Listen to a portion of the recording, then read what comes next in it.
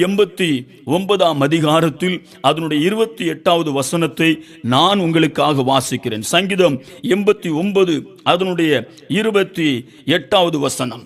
என் கிருபையை என்றென்றைக்கும் அவனுக்காக காப்பேன், என் உடன்படிக்கை அவனுக்காக உறுதிப்படுத்தப்படும்.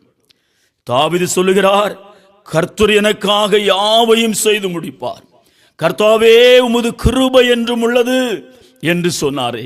இங்கே வேத வசனம் சொல்லுகிறது, கர்த்தருடைய வார்த்தை என என் கிருபையை என்றென்றைக்கும் அவனுக்காக காப்பேன்.